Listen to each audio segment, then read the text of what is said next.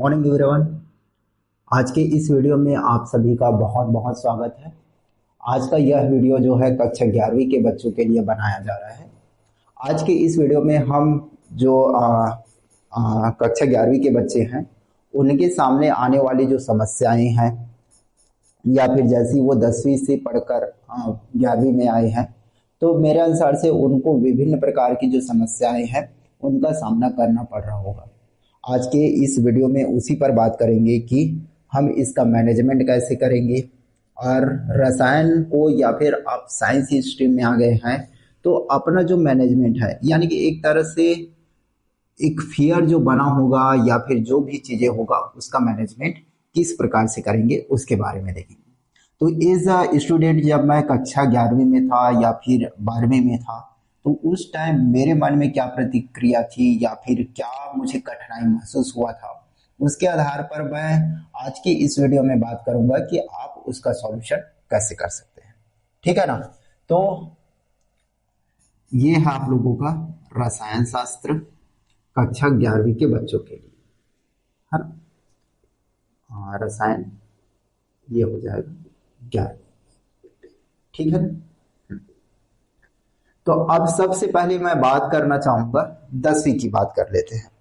आपने 10वीं पास किया और 11वीं में आ गए, तो अगर यहाँ पर मैं एक कंपैरिजन करूं कि 10वीं का जो एक स्थिति था या एक माहौल था और 11वीं की जो स्थिति है या माहौल की बात अगर मैं करूं, तो अगर मैं 10वीं में बात करूं, ठीक है ना, अगर मैं 10वीं में बात करूं और यहाँ पर मैं कर देता हूं 11वीं की बात।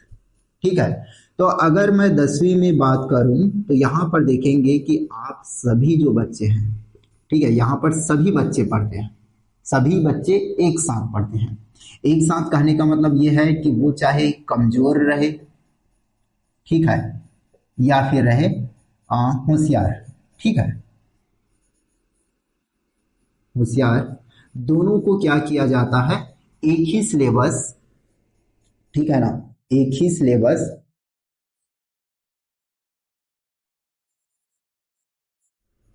पढ़ाया जाता है। एक ही सिलेबस क्या किया जाता है, पढ़ाया जाता है। अब देखो हमारे पास यानी कि एक क्लास है, उसमें दो तरह के बच्चे हैं और हमें दोनों को पढ़ाना है। कमजोर बच्चा भी है, होशियार बच्चा भी है। तो अब वहां पास जो टीचर की एक समस्या होती है कि अब हमें जो चीजें हैं उसको इतना बताना है या इस लेवल में पढ़ाना है कि ये जो कमजोर बच्चा रहेगा इसको भी समझ में आना चाहिए, ठीक है, और ये जो होशियार बच्चा है इसको भी समझ में आना चाहिए। हमें ऐसा नहीं करना है कि जो जितना भी सिलेबस है उसको इसके अकॉर्डिंग बना देंगे या फिर जितना सिलेबस है इसके अकॉर्डिंग बना देंगे, ऐसा हम नहीं कर सकते हैं। अगर इसके अकॉर्डिंग हम बना देंगे तो इसको एकदम सरल लगेगा, चीजें जो होगी वो सरल लगने लगती है। और अगर हम इनके अकॉर्डिंग सिलेबस को तैयार कर दे तो इनको एकदम कठिन लगेगा। तो यहाँ पर जो एक आपका एक सटीक जो परीक्षण होगा या सटीक जो हमें बच्चों में एक विकास चाहिए होगा वो हम नहीं ले पाएंगे। तो आप देखेंगे कि जो कक्षा 10वीं का जो सिलेबस होता है वो क्या किया जाता है, दोनों को ध्यान में रखते हुए, कमजोर बच्चे और होशियार बच्चे दोनों को ध्यान में रखते हुए क्या किया जाता है, तैयार किया जाता है। ठीक है ना। अब तैयार किया जाता है तो इसमें कुछ चीजें क्या होगा, कठिन होगा और कुछ चीजें क्या होगा, सरल होगा, यानी कि दोनों तरह की आपको चीजों को मिलेगा। और हो सकता है यहाँ पर, हो सकता है नहीं, होता है कि अगर मैं 10वीं का बुक देखूं और 11वीं का मैं बुक देखूं तो उसमें जमीन आसमान का अंतर रहता है। यानी कि 10वीं की जो बुक की मोटाई होती है वो पतली सी होती है और अगर मैं उसके कंटेंट की बात करूं, उसके अंदर की बात करूं, तो केवल बेसिक जो चीजें हैं, है ना, इसमें किन चीजों को कवर किया जाता है, ज्यादा डेप्थ कवर नहीं किया जाता है, केवल बेसिक होता है और उससे थोड़ा नीचे जाएंगे तो 20% नीचे या फिर ऊपर चला जाता है, यानी कि डेप्थ जा रहे हैं तो फिर, है ना, तो ये 20% क्या किया जाता है अंदर या फिर 20 या 30% क्या किया जाता है, गहराई से उसका अध्ययन कराया जाता है। ये 10वीं की बात हो रही है। तो अब ये चीजें हैं, बेसिक सी चीजों को पढ़ना रहता है। तो ये जो चीजें होती है हमारे जो दैनिक जीवन है उनसे मिलती जुलती रहती है, तो हमें चीजें आसान लगने लगती हैं। एक दो बार पढ़ते हैं तो हमें चीजें समझ में आने लगती है, ठीक है ना। तो ये हो गया। लेकिन जैसे ही हम क्या करेंगे, कक्षा 11वीं में आते हैं, 11वीं में आते हैं तो यहां से अब बंटना स्टार्ट हो जाता है। जो बच्चे रहेंगे, जो हमारे पास दो टाइप या तीन टाइप के जो बच्चे थे, कमजोर बच्चे, होशियार बच्चे, और इन दोनों के बीच में आता है एक एवरेज बच्चे। अब ये तीनों बच्चे क्या हो जाएंगे, बढ़ जाएंगे, है ना। किन किन सब्जेक्ट में, आर्ट्स, है ना, आर्ट्स या फिर कॉमर्स, इसको ऐसे लिख दो, आर्ट्स हो गया, कॉमर्स हो गया, ठीक है ना, और ये साइंस ग्रुप हो गया, ठीक है ना। अब इस साइंस ग्रुप में दोनों आएंगे आपके, एक मैथ्स भी आएगा और ये बायो भी आएगा, ठीक है ना। ये दोनों जो बच्चे हैं, ये दोनों बच्चे आपको देखने को मिलेगा, ठीक है। यहां तक आ रही है बात समझ में, दिख रहा है, ठीक है ना। 11वीं में बच्चे क्या हो गए, बट गए, ठीक है। अब हो सकता है जो कमजोर बच्चे थे वो क्या होंगे, आर्ट्स ले लिए होंगे या फिर कॉमर्स ले लिए होंगे। साइंस की तरफ उनकी जो निगाहें होती है वो नहीं होती है, ठीक है। अब जो होशियार बच्चे हैं या फिर एवरेज बच्चे हैं, अब ये पूरा एवरेज भी नहीं होगा ना, कुछ बच्चे जिनको अपने पर विश्वास है और लगता है कि हम आगे पढ़ लेंगे, वो क्या करते हैं, ये साइंस स्ट्रीम को चयन करते हैं, ठीक है ना। साइंस को क्या करेंगे, चयन करते हैं। अब देखो, अब मैं इस सब्जेक्ट को पढ़ा नहीं हूं, मैं अपनी इंडिविजुअल बता रहा हूं, ना कि मैं इस सब्जेक्ट को पढ़ा हूं। अब इसमें क्या समस्या आता है, क्या चीजें होती है, ये तो मेरे को नहीं पता, तो इसके बारे में नहीं बता सकता मैं। हाँ, लेकिन मैं साइंस का स्टूडेंट हूं, यानी कि मैं मैथ्स पढ़ा हूं, तो डेफिनेटली है यहां पर मैं बता सकता हूं कि आपको कौन कौन सी समस्या आ रही होगी और उसका समाधान हम लोग कैसे कर सकते हैं, ठीक है ना। तो अब देखो, यहां पर जो स्टूडेंट होगा वो क्या होगा, एवरेज स्टूडेंट होगा और ब्राइट स्टूडेंट होगा। ब्राइट यानी कि होशियार स्टूडेंट होगा, ठीक है। मैथ्स में ले लो या फिर बायो में ले लो, यहां पर एवरेज, ठीक है ना, एवीजी या एवरेज और ब्राइट दोनों स्टूडेंट आपको देखने को मिलेगा, ठीक है, यानी कि अच्छे खासे हो गया। अब देखो, यहां पर जो हम बातें कर रहे थे, यहां का सिलेबस जो डिजाइन किया गया था, ठीक है ना, डिजाइन किसके अकॉर्डिंग किया गया था, बच्चों के अकॉर्डिंग किया गया था कि कमजोर बच्चे हैं, होशियार बच्चे हैं, दोनों को हमें साथ में लेना है। लेकिन 11वीं में आओगे तो फिर ये बोला जाता है डायरेक्ट, है ना, स्टूडेंट को बोल दिया जाता है कि तुम्हें जिसमें तुम्हारी काबिलियत है उसमें चले जाओ। आर्ट में काबिलियत है, आर्ट में जाओ, नहीं पढ़ सकते साइंस तो। कॉमर्स में है तो कॉमर्स में चले जाओ, साइंस नहीं पढ़ सकते हो। और साइंस पढ़ सकते हो तो फिर साइंस में आ जाओ, ठीक है ना। तो अब देखो, ये पूरी तरह से कहने का मतलब ये है कि आपको कहीं पास या किसी के टीम में मिलना होगा, है ना। मान के चलो हम गेम खेलते हैं, खेल खेलते हैं, वहां पास दो टीमें बनाई जाती है, ठीक है ना। एक ए बना दिया और बी बना दिया। उसमें आप देखो, ए टीम का जो कैप्टन है और बी टीम का कैप्टन है, वहां इधर हमारे पास खिलाड़ी है 10-12 जितने हैं। अब उनको बोला जा रहा है भाई तुम लोगों को जिसके साथ रहना है ना रह जाओ, ठीक है, इसके साथ आ जाओ या फिर मेरे साथ आ जाओ, ठीक है, आ गए। अब देखो, उनको क्या करना होगा, आप तो आ गए ए और बी टीम में, ए टीम में भी आ गए, बी टीम में आ गए, तो अब आपको क्या करना होगा, ये डिसाइड करेगा कि आपको किस लेवल का मेहनत करना है। ये डिसाइड करेगा, आप इसके टीम में आ गए तो मुझे इस लेवल का परफॉर्मेंस चाहिए, तो ये क्या कराएगा, आपसे इस लेवल का मेहनत कराएगा, ये भी उस लेवल का मेहनत कराएगा।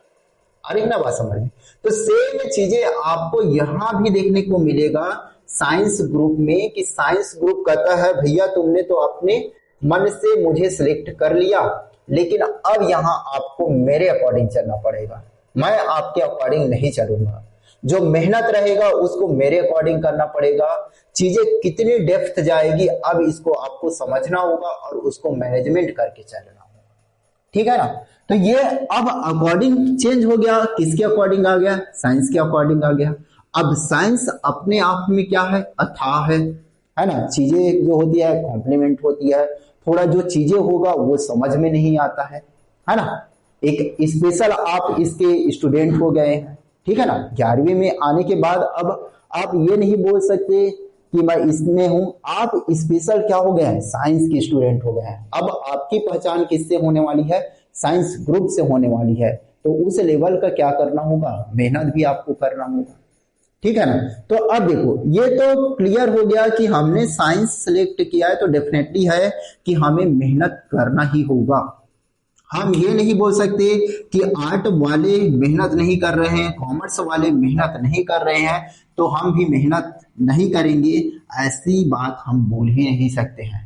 हमने साइंस लिया है तो साइंस का एक ही रूल है, आपको मेहनत करनी है, ठीक है ना। मेहनत करनी है और वो लगातार करनी है, डिसकंटिन्यूटी नहीं आनी चाहिए।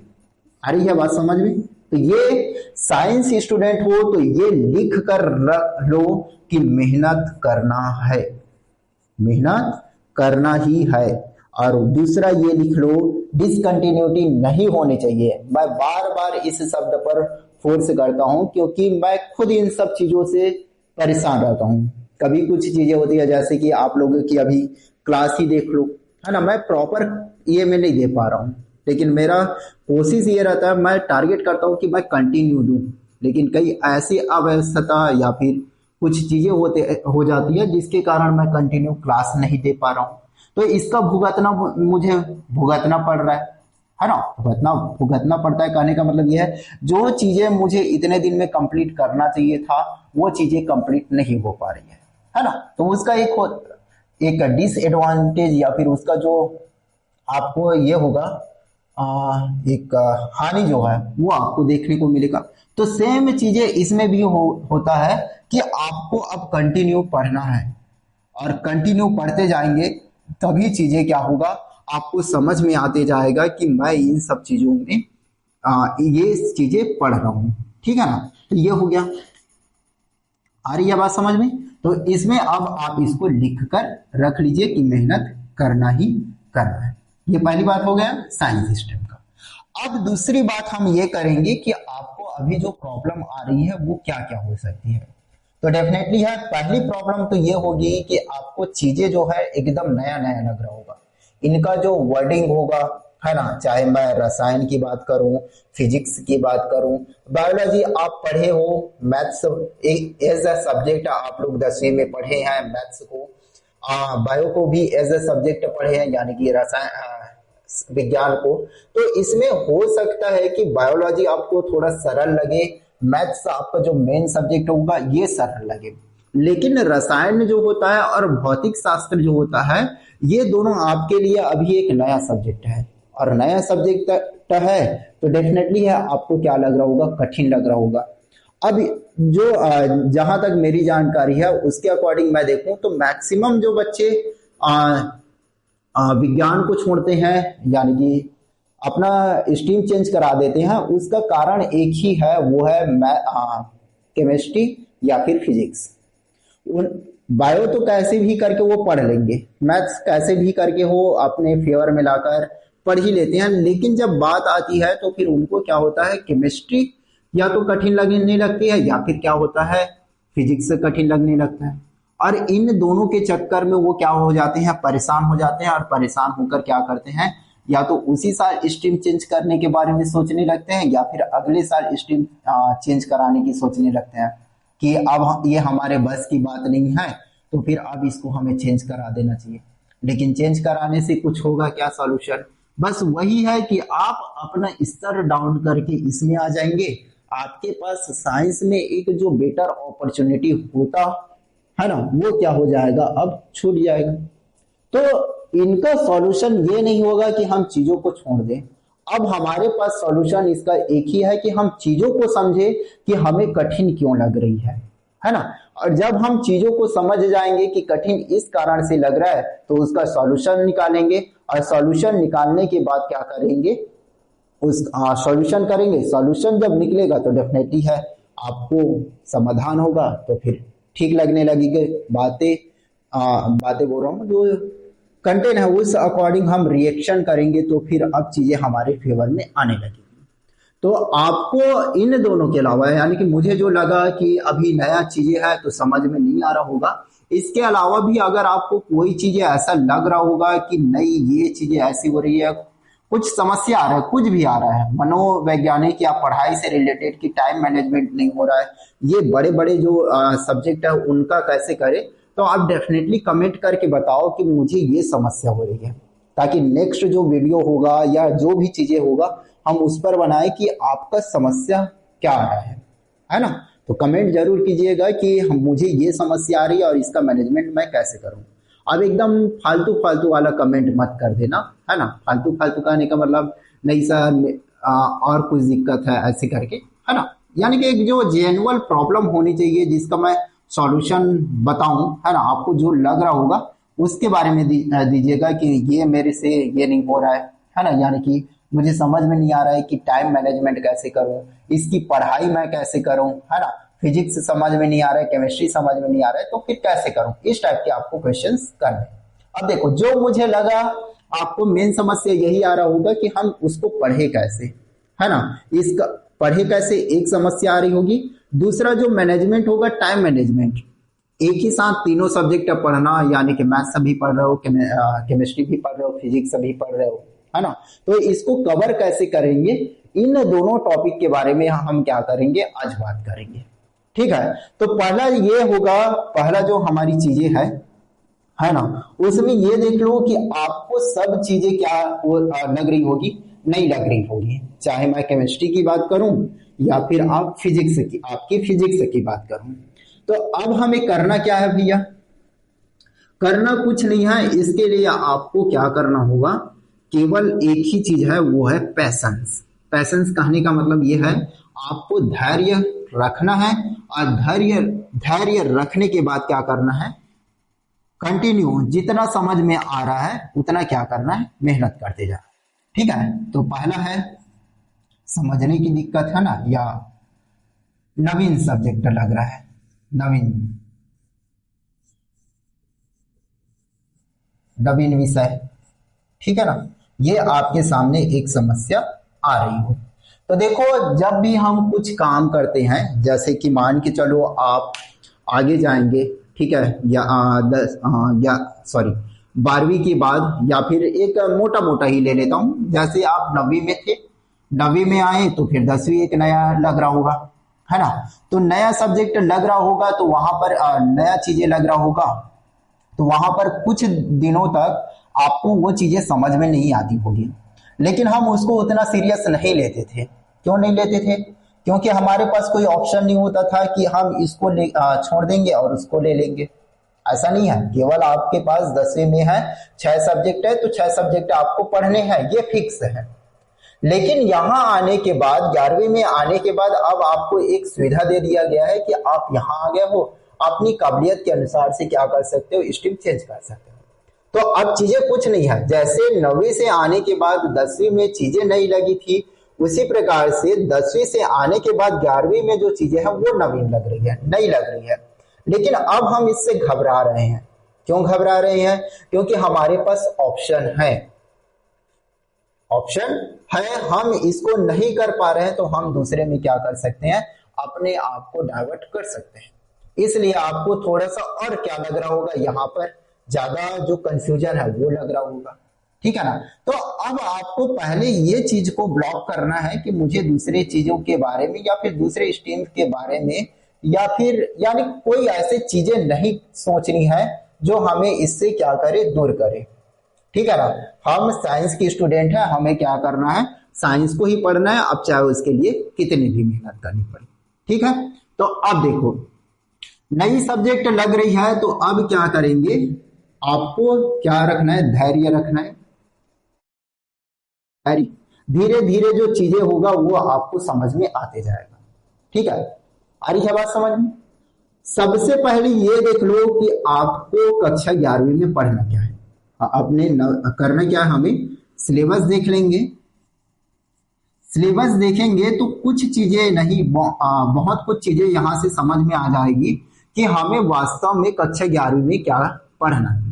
तो जैसे ही सिलेबस देखेंगे तो एक माइंड मैप जो है तैयार हो जाएगा कि नहीं हमें केमिस्ट्री में ये चीजें पढ़ना है। एक माइंड मैप जो होगा ये तैयार हो जाता है। ठीक है, ये पहला हो गया। सिलेबस देखेंगे तो फिर जैसे कि मैं बता देता हूं, अगर मैं अध्याय 1 की बात करूंगा, आपके अध्याय 1 की बात करूंगा, यहीं पर पूरा डिस्क्राइब कर देता हूं सिलेबस की, है ना। अगर मैं अध्याय 1 देखूंगा तो इसमें है रसायन की मूलभूत अवधारणाएं, रसायन की मूलभूत अवधारणाएं, मूलभूत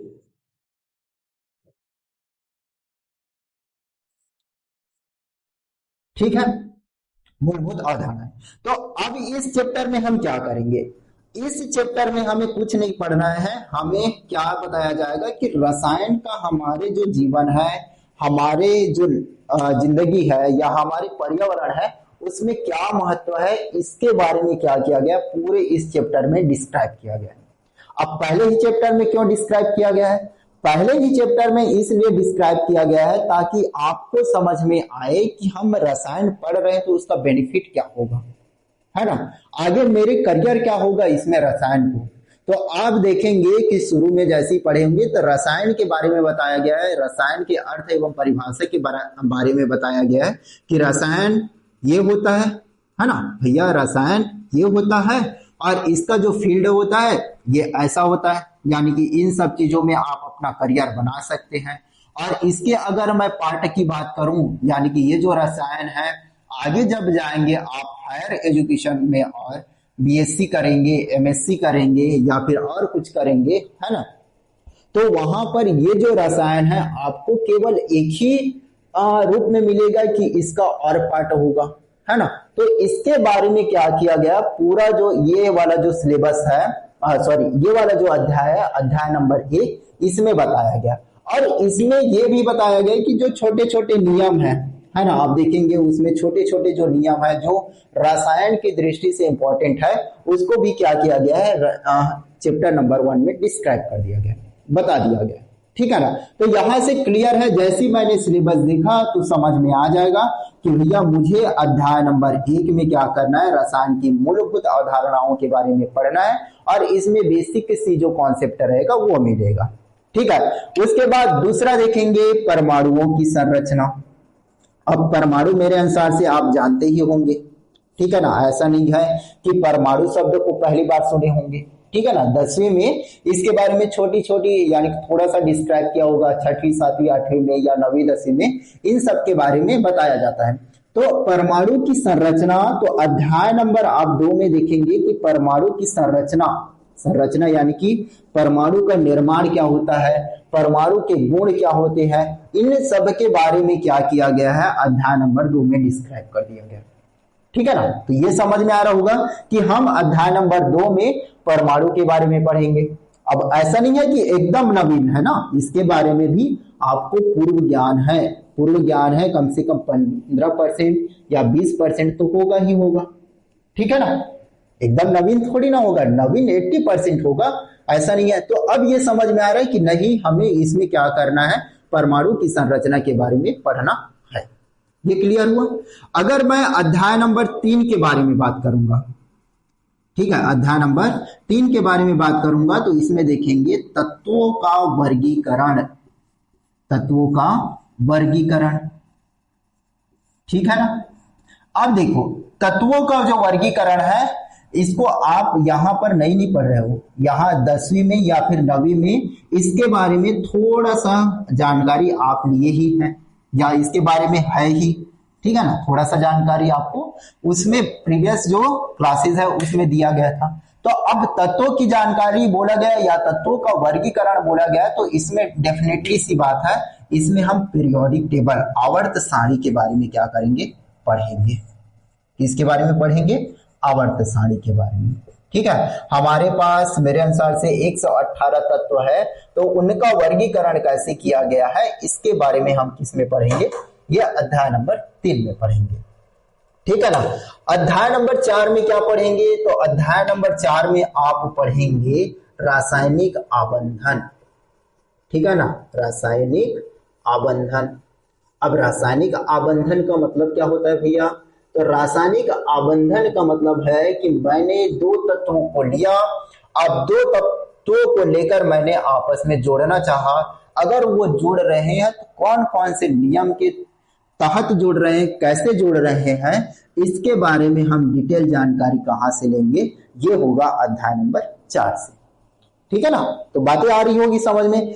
मैंने अध्याय नंबर 1 देखा रसायन की मूलभूत अवधारणाएं, यानी कि रसायन के बेसिक जो कॉन्सेप्ट होगा उसके बारे में बताया जाएगा।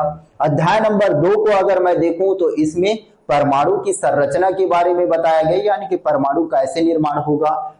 तीसरा बात करूं तो तत्वों का वर्गीकरण, जो जितने तत्व है हमारे पास उनका कौन सा गुण समान है, कौन सा गुण विभिन्न है, वो किसके साथ क्रिया करता है, किसके साथ क्रिया नहीं करता है, वो प्रकृति में हमें एज अ फिजिकल यानी कि भौतिक रूप से किस रूप में दिखता है, ठोस है, द्रव है, गैस है ना, किस फॉर्मूले में दिखता है, इसके बारे में हम किसमें देखेंगे, ये तत्वों के वर्गीकरण में।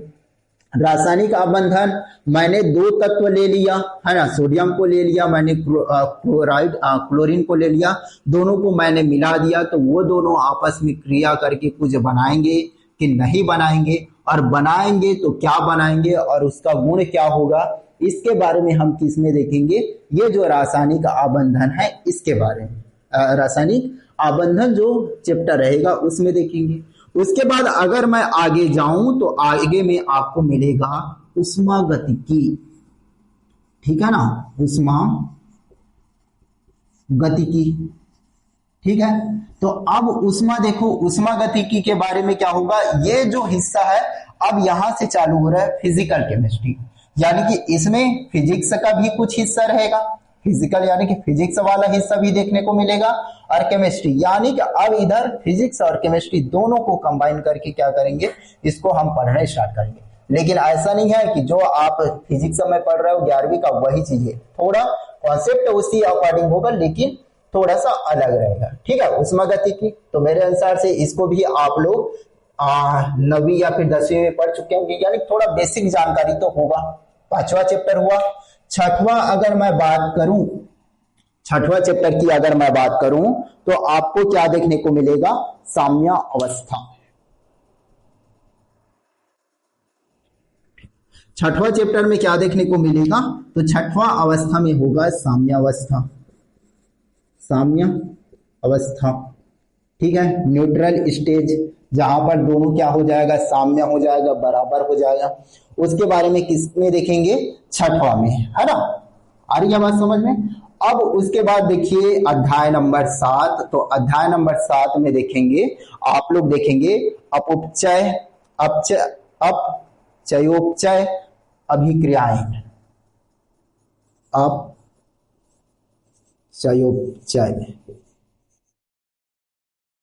चयोपचय अभिक्रियाएं। ठीक है ना, अभिक्रियाएं ये है, इसी को बोला जाता है रेडॉक्स अभिक्रिया। ये ज्यादा इजी लगता है, रेडॉक्स अभिक्रिया, जिसको हम इसमें हिंदी में बोल देते हैं अपचयोपचय अभिक्रियाएं। ठीक है, इंग्लिश में बोलेंगे तो ये रेडॉक्स हो जाएगा। ठीक है ना। उसके बाद 8वां चैप्टर देखेंगे। अच्छा, इसमें हम किसके बारे में पढ़ते हैं, ऑक्सीकरण और अपचयन। ठीक है, मेरे अनुसार से आप जानते होंगे कि ऑक्सीकरण क्या होता है और अपचयन क्या होता है ना, तो उसके बारे में, उससे रिलेटेड जो रहेगा वो हम इसमें देखते हैं। ठीक है ना। उसके बाद कार्बनिक रसायन। ठीक है, अब देखो ये दोनों जो हिस्सा होगा, ठीक है, कौन सा, उष्मागतिकी, साम्यावस्था, और ये आपका अपचयोपचय अभिक्रियाएं। ठीक है, ये हो गया। उसके बाद अध्याय नंबर 9 में जाएंगे तो यहां पर देखने को मिलेगा कार्बनिक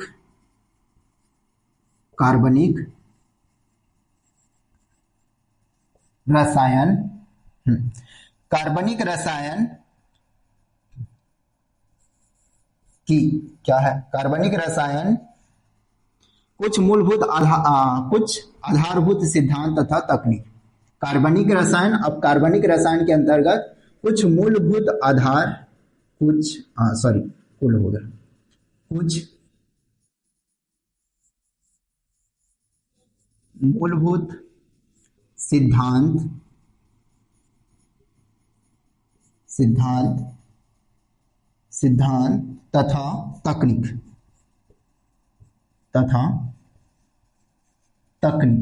ठीक है ना। तो इसके बारे में देखिए। अब देखो ये कार्बनिक रसायन बोला जा रहा है ना, ठीक है। अब देखो यहाँ पर मैं थोड़ा सा बता दूं, ये जो रसायन होता है ये मुख्यतः 3 प्रकार का होता है। कितने प्रकार का होता है? 3 प्रकार का। एक होता है अकार्बनिक, ठीक है ना, एक होता है अकार्बनिक, दूसरा होता है कार्बनिक, दूसरा क्या होता है? कार्बनिक, और तीसरा होता है भौतिक रसायन। तीसरा क्या होता है? भौतिक रसायन, ठीक है ना। और इन तीनों का, अकार्बनिक, कार्बनिक और भौतिक रसायन, इन तीनों का जो कंटेन होगा आपको इसमें मिलेगा, ठीक है, इसके सिलेबस में देखने को मिले। तो देखो ये जो आपका बना है यहां से लेकर यहां तक, ये 1 से लेकर 4 तक, ये किसका हिस्सा है? तो ये है अकार्बनिक रसायन का। किसका है? अकार्बनिक रसायन का हिस्सा है, जिसमें कार्बन के बारे में, यानी कि अकार्बनिक यानी जिसमें कार्बन की जो महत्व होती है वो कम होती है, यानी कि सबको पढ़ना है आपका, ठीक है। ये अकार्बनिक हो गया।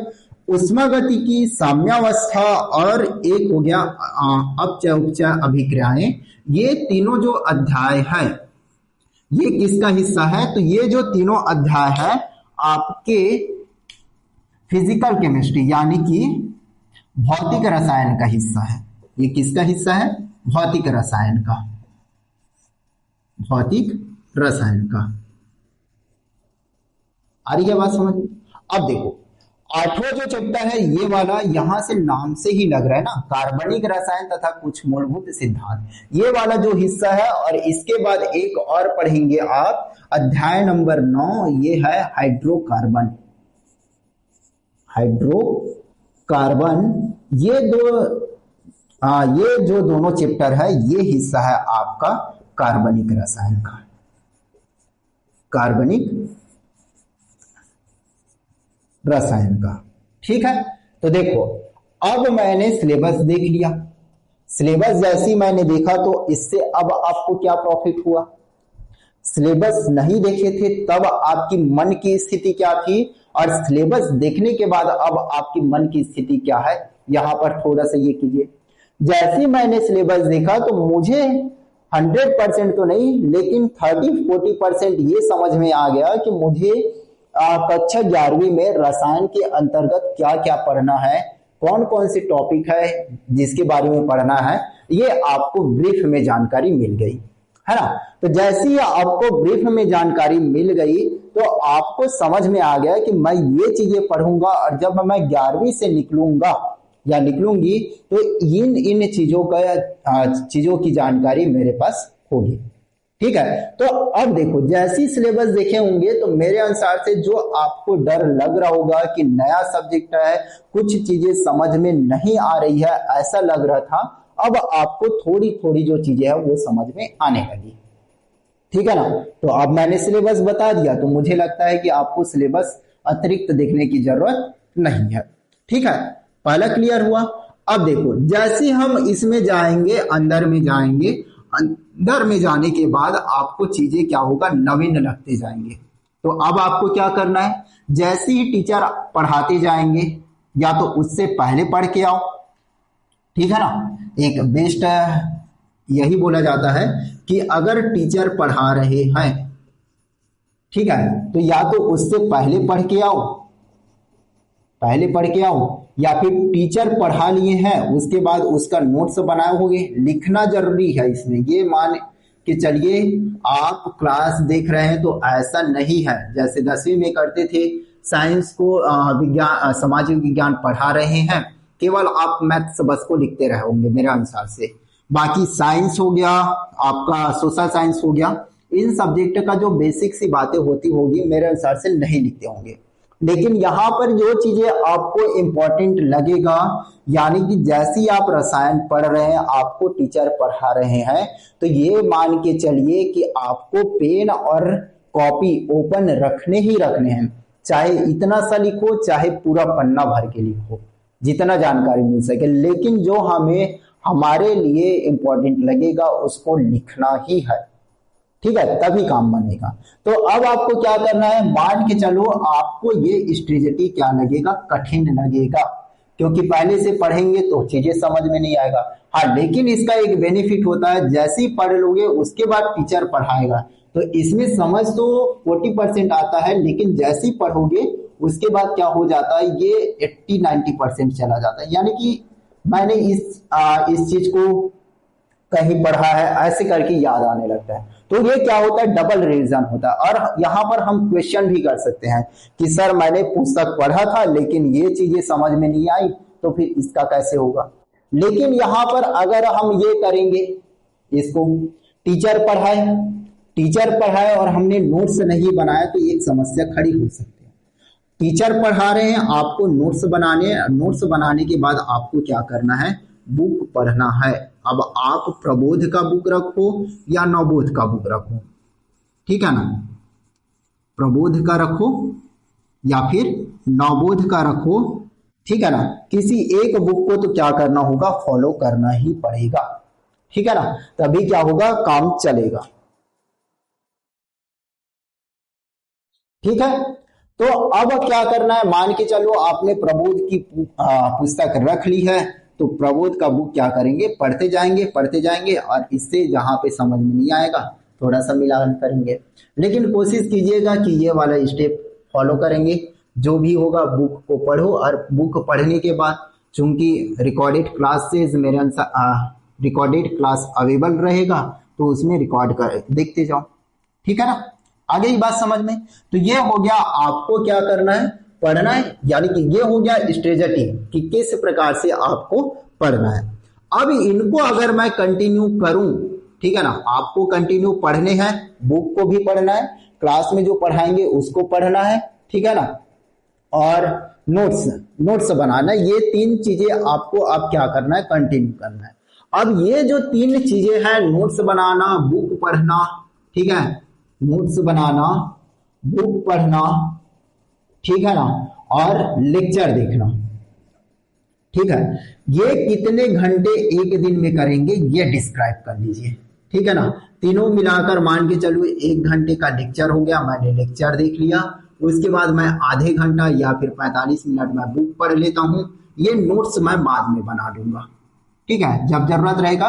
इसको शॉर्ट नोट्स बनाना है, जो चीजें होगा उसको बस लिखना है, एकदम डिस्क्राइब नहीं रखना है, रसायन की परिभाषा एकदम रंगा रंगा कर लिख रहे हो, ऐसा नहीं है। केवल एक शॉर्ट नोट्स बना दो कि मैंने ये पढ़ा, हाँ क्या पढ़े, परिभाषा पढ़े, इसको लिख कर रख लो छोटे से कॉपी में, टाइम मिल रहा है, देखो क्या पढ़े मैंने, परिभाषा, किसकी परिभाषा, रसायन की परिभाषा, क्या आया, हाँ ये था, रिकेप होना ज्यादा जरूरी है। तो यहां पर क्या करो, रिकेप वाला नोट्स बनाना है, एकदम स्पेशली ऐसे लिखकर मत बनाओ, ठीक है ना। यानी कि इसको फ्लो चार्ट के रूप में बनाना है कि भैया मैंने एक पढ़ लिया, ये पढ़ लिया, आज चैप्टर है, ये रसायन था, ठीक है, ये रसायन मैंने लिख दिया, यहां पास लिख देता हूं, रसायन है, रसायन के बारे में मैंने लिख दिया, क्या पढ़े, हाँ रसायन का अर्थ, ये अर्थ लिख दो, डेस कर दो, ठीक है, प्रकार है, प्रकार लिख दो, डेस कर दो। अब समझ में नहीं आ रहा है क्या क्या प्रकार होगा, इसको थोड़ा सा डिस्क्राइब कर दो, कार्बनिक रसायन, अकार्बनिक रसायन, भौतिक रसायन, ठीक है, कार्बनिक रसायन में क्या होता है, अकार्बनिक रसायन में क्या होता है, और भौतिक रसायन में क्या होता है, ये देखो। तो इसको क्या करना है, अपने माइंड को सोचने पर मजबूर करना है, तभी बात बनेगी, ठीक है। तो ये हो गया।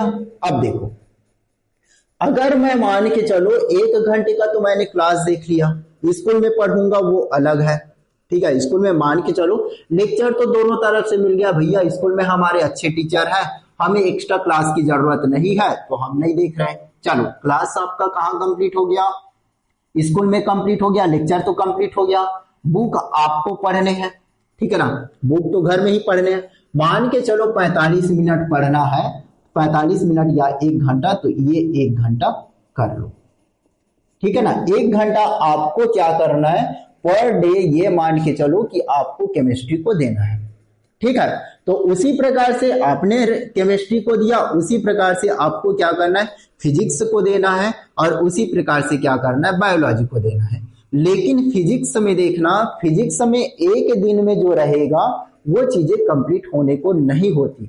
यानी कि अब आप तीनों सब्जेक्ट को लेकर चलेंगे कि एक ही दिन में मैं केमिस्ट्री भी पढ़ूंगा, फिजिक्स भी पढ़ूंगा और बायोलॉजी भी पढ़ूंगा, तो इसमें अब एक समस्या उत्पन्न हो जाती है कि मैंने एक सेट कर लिया कि आज रसायन में अध्याय पूरा चैप्टर नंबर 1 को कंप्लीट करूंगा 1 घंटे में।